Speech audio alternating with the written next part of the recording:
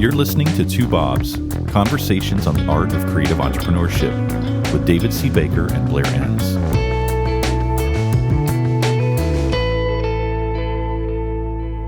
The time value of knowledge. I got to say, when I got your note for this... Oh, I can hear the cynicism just dripping in your voice. No. When I got it, well, first of all, I thought, there's some bullshit in here. And you sent me straight to a Google search. And it's like, oh, no, that was true. That wasn't bullshit. Now, okay, now I'm really listening. But if you wanted to know how interested I am in your topics, it's the length of the notes I write. And I've got a lot of notes written here. So you have stumbled once again on success. The old blind squirrel finding the occasional nut. That's me. This is a fantastic topic, and it also saved me some money because as I was reading through this, I was thinking, oh, yeah, I am not going to do that now that I see this. So I'll bring you into my thinking later, but thank you for this topic. Oh, you're very welcome. Let's talk about it. I will say I just came from visiting my parents, and my 85-year-old mother commended me on this post. Oh, she read it. Yeah. Wow. She read it. I don't know if it's the only one she's read. She doesn't commend me on the other ones. So it's like, hey, finally, the old blind squirrel found a nut. She's read every single thing you've written. And not said a thing, just bit her tongue. So talk about this. What's going on here? What was the impetus for this? I have this scientist friend, and we have the greatest conversations because I kind of bring my business experience to his domain of science, and he brings this like scientific rigor to my domain of business. So we're constantly cross-pollinating our worlds, and we have these, I think it's mutually beneficial conversations where we're both so better off by having had the other person's perspective on what it is that we do. And we were hiking this past summer, and he was commenting, he just turned 74. I write about him in this post a little bit. In his own words, he was retired from 18 to 45. He went back to school at 45, got his PhD at 50, and he's just lit his world up. He's just climbed to the very top of his world. I'm so impressed by what he's accomplished recently, like in the last 2 years. And I made this comment at first. I thought it was a Charlie Munger quote. Then I see it's attributed to Albert Einstein. And then I see it's apocryphal. He likely never said it. And that is the most powerful force in the universe is compound interest. And I made the point that, compound interest, the power is it just keeps compounding in this exponential way. If you just plug away at something and you keep up a steady pace, the most important variable in your ability to kind of make a contribution or in the financial world to net a return is time. And we'll get into the formula a little bit. And I just made the analogy to his career, how just in the last 2 years of what's a 25-year career, he's a person who's clearly been driven to keep learning, and he's always learned at a very fast pace. You can just start to see the compounding effect of a steady rate of learning in his business. And then I started to draw analogies elsewhere, and I realized that there's this idea of the time value of money, and you can, not perfectly, not exactly, and we'll talk about where the flaw is, but you can apply that idea to knowledge, and you can apply it to your career, whether it's your business or your own personal career. Time is a really important factor. It's more important than the point at which you start, like the knowledge that you had when you started. And then in the investment world, it's the rate of return. So if I get into the formula here, if the three most important variables in an investment in terms of the future value of that investment are, number one, the principal amount invested, which is known as P.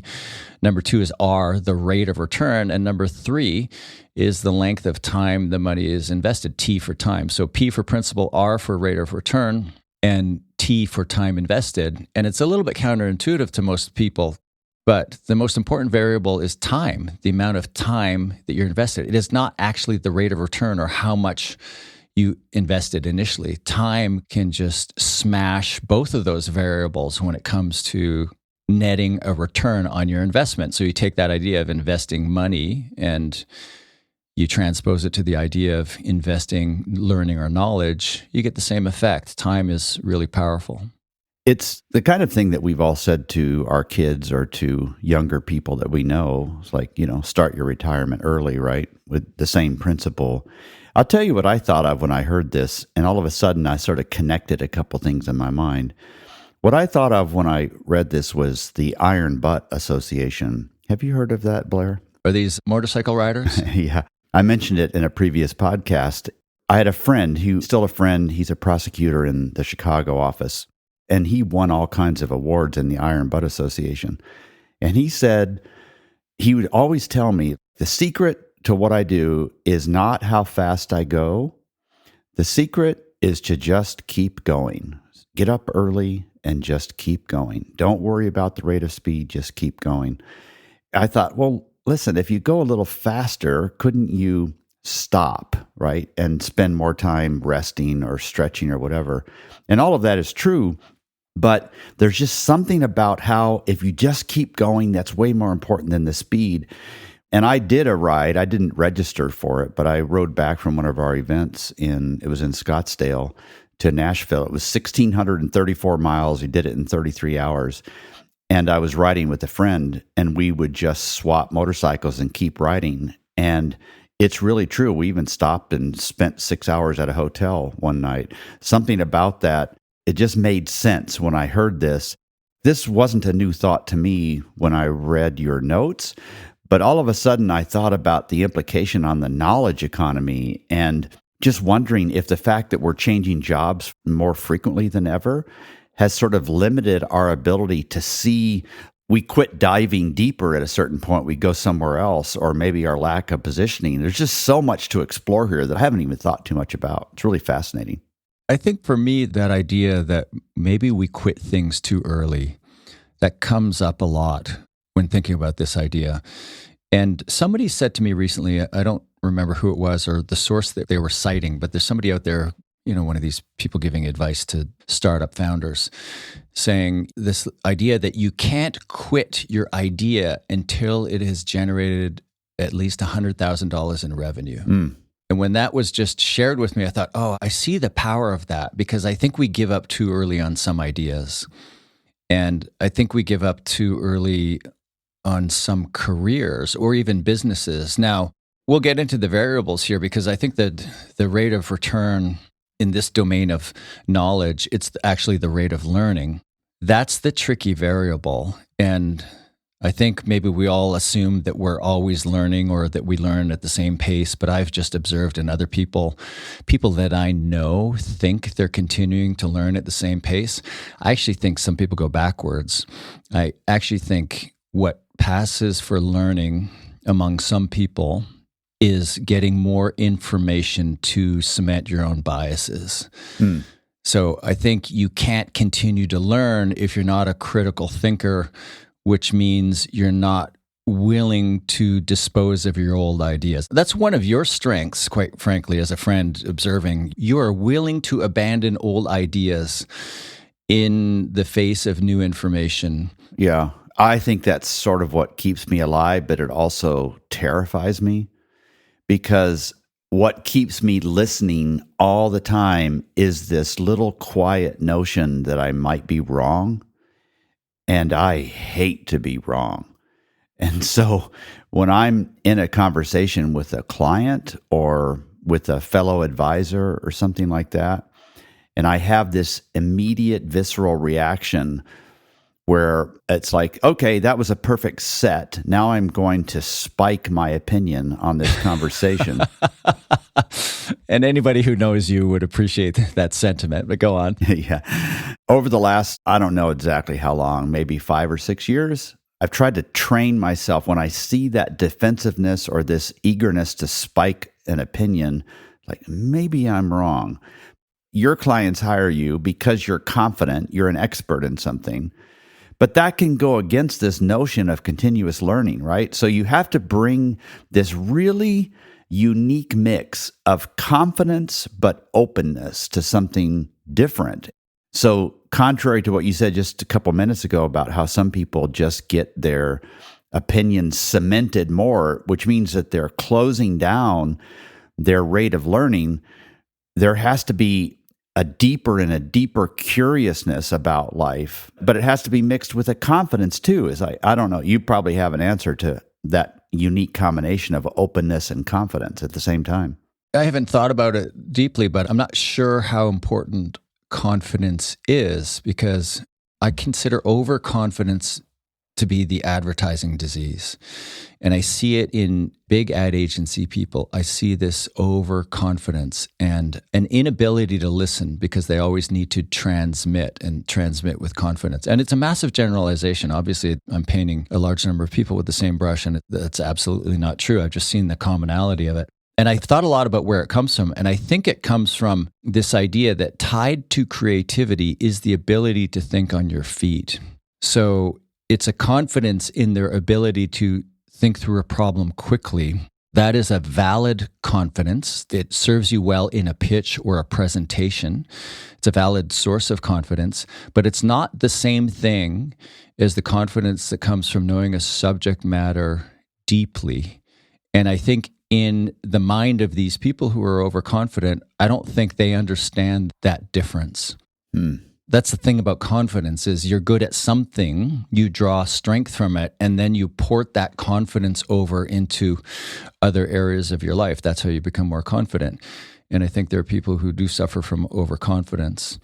But can I talk about one of the thought experiments that I posed to the audience in the post? Oh, yeah. I love this one. Because I made an error in it, and the error just helps to elucidate this point about the fact that people do not think exponentially. So in the time value of money, there's this little thought experiment that says, okay, imagine you invest $1 and that dollar has a really big return. It returns 100% a day and it's invested for 30 days. So you invest $1, a day later, it's worth $2. 2 days later, it's worth $4. Your rate of return is 100%. So the investment doubles. It starts out as just $1 and it doubles every day. And then the question is, how much do you think that investment is worth at the end of 30 days? And, people come up with big numbers, but the real answer is just over $1 billion. Yeah. Yeah. And I did the math on that. I've been aware of this little thought experiment for years. And when I wrote the post, I wrote $1 million, not $1 billion. So I got it wrong by 3 orders of magnitude. Yeah. And only one person commented that, hey, this is actually $1 billion. When he said that, I went, yeah, I know it's $1 billion. I wrote $1 billion. Then I went looked at the post and I wrote $1 million.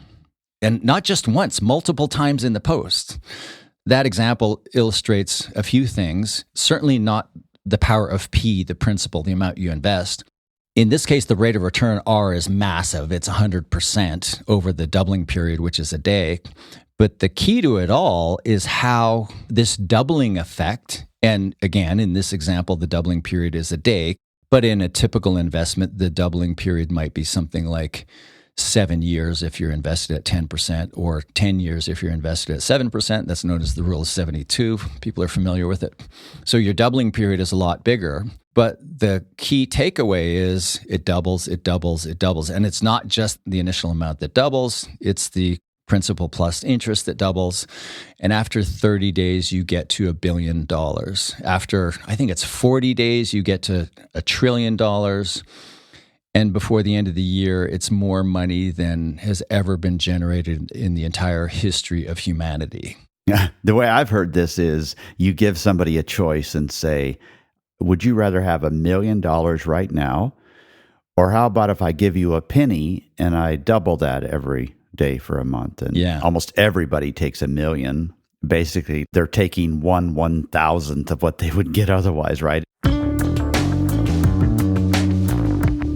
You're listening to Two Bobs, conversations on the art of creative entrepreneurship. Your hosts are David C. Baker, author, speaker, and advisor to owners of expert firms, and Blair Enns of Win Without Pitching, the sales training and coaching program for creative entrepreneurs. For more information, go to twobobs.com. If you find this podcast helpful, please help us by telling a friend and rating us in your favorite podcast app. Now back to David and Blair. When you apply this to the knowledge economy, you're saying, listen, the longer you stick with something, the more valuable your insight, the more valuable your knowledge. That's the point, right? Well, there's 2 key points. Number one is just that as long as T time is large or long, P and R don't really matter. They're not all that material. So the time is the most important factor. And the second lesson is, and this to me is the most profound one, is all the gains come at the end. So you think of that example where in 30 days, that $1 is worth $1 billion. And then there's a follow-up question. Okay, at what point in that 30 days is that $1 billion worth half of that? Is it worth 500 million? And most people kind of intuitively go, oh, somewhere around day 15. Yeah. It's actually day 29. It's the day before. You start with $1. In the first doubling period, it's worth $1. In the 30th doubling period, that same amount is worth $500 million. That's the lesson. Mm-hmm. The lesson is if you have a constant rate of learning, or if you continue to learn, the value of your knowledge with time gets to be massive, but all of the gains come at the end. Yeah. So if you quit a year or 2 or 5 or 10 years too early, you've passed on all the possible gains. They all come at the end. Now, I think the mistake we would make in listening to this is to think, okay, well, let's just work for a long time.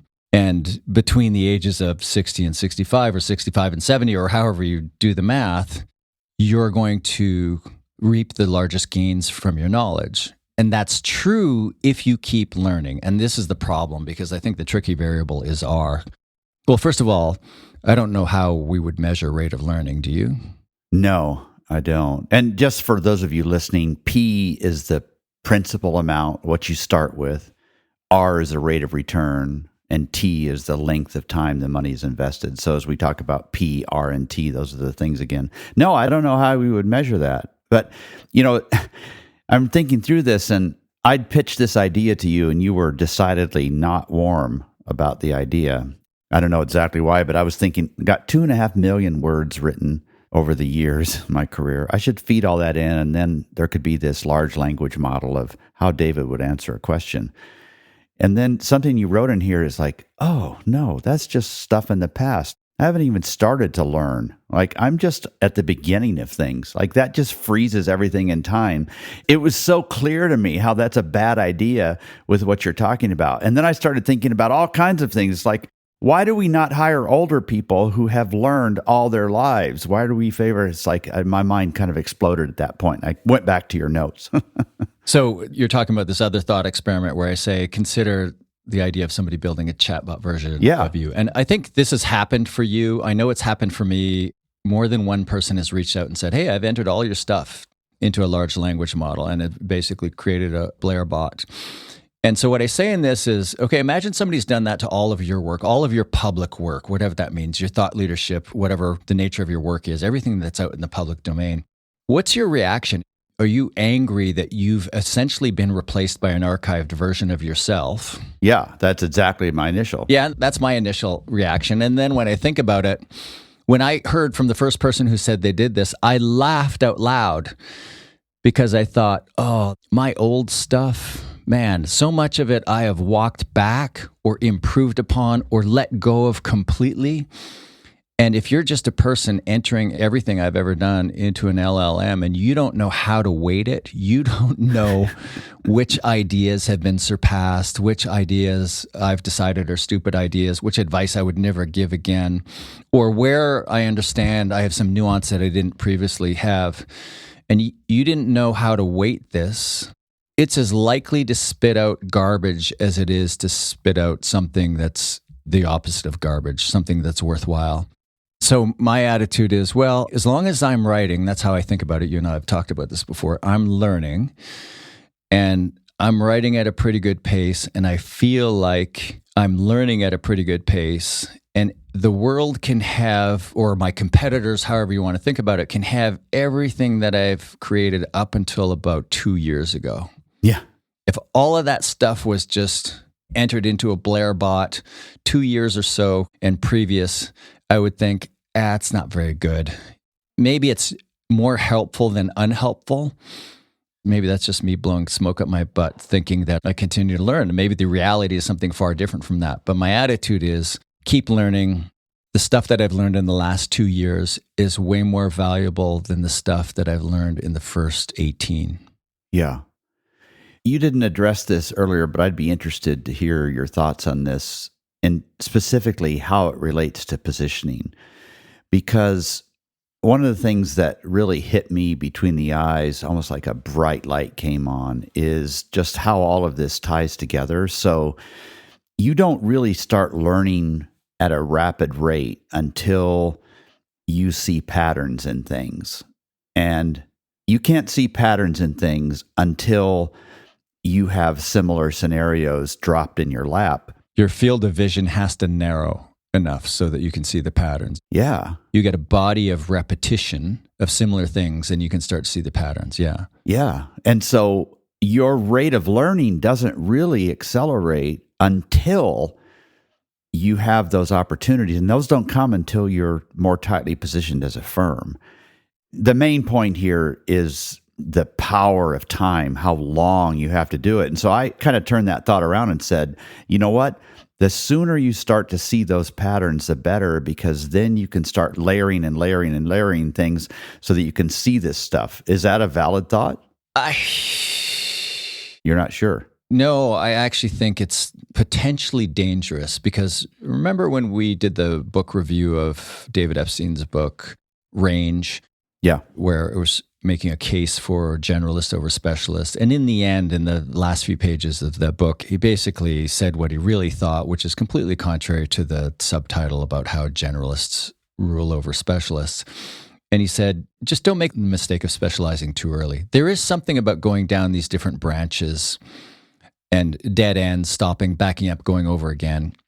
I think as long as you're learning in these domains, markets, or disciplines in which you're specializing, as long as you're learning something that can port over to wherever you go next, I think that's advantageous. I think there is this danger in specializing too early. And as you and I are talking, I'm wondering, well, if I'm 5 years into my career, if I launched an agency or a firm of some kind 5 years ago, what message am I supposed to take away from this? Is it that I don't know anything 5 years in? Well, that certainly isn't true. I felt like I knew a lot 5 years in. And maybe the reality of how little I knew, it was probably to my advantage that I didn't know what I didn't know. This maybe speaks to your point of confidence. That probably carried me through the first 5 or 10 years. What do you think you do with this idea if you're 5 years into your firm? Well, I think of specialization as sort of a way to organize information. It's like all the hooks on the wall. So it's not dangerous to look for patterns and early conclusions everywhere, as long as when you see something that's relevant, you can hang it in the closet and use it in other ways. If you have blinders on and you're ignoring the rest of the world, then I think, yeah, there's a lot of danger in specializing too early.